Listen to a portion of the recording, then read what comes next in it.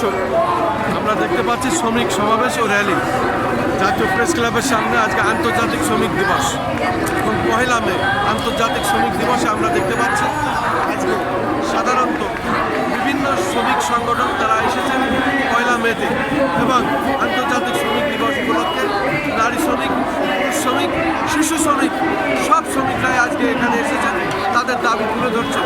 আমি সেটাই পালন করছি জাতীয় প্রেস ক্লাবের সামনে থেকে। আমি রাজধানী ঢাকা, আমিও চাই শ্রমিকদের সব কিছু নিরসন করা হোক, তাদের দাবি আদায়ের লক্ষ্যে আজকে তারা যেহেতু জাতীয় প্রেস ক্লাবের সামনে এসেছেন এবং মহান মে দিবসে তাদের দাবি এবং আন্তর্জাতিক শ্রমিক দিবসে আমি খন্দকার মাসুদুজ্জামান, আমিও একজন শ্রমিক হিসাবে আমার দাবি রাষ্ট্রের কাছে যে তাদের সমস্ত দাবি মেনে নেওয়া হোক এবং শ্রমিকদের দাবি আদায়ের লক্ষ্যে আপনারা কাজ করুন।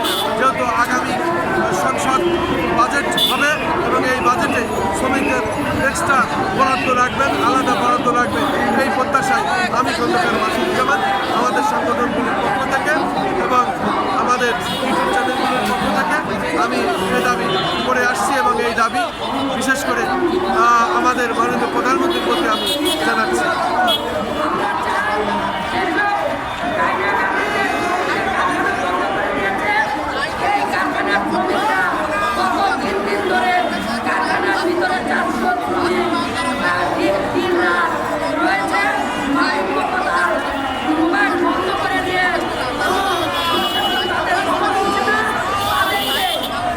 দর্শক, জাতীয় প্রেস ক্লাবের সামনে আজকে শত শত সংগঠন, শ্রমিক সংগঠন, হাজার হাজার নারী, পুরুষ, শিশু সম্মিলিতভাবে এসেছেন তাদের এই দাবি আদায়ের লক্ষ্যে। বিশেষ করে আজকে আন্তর্জাতিক এই শ্রমিক দিবস তারা পালন করতে এসেছেন, আমি সেটাই দেখে যাচ্ছি।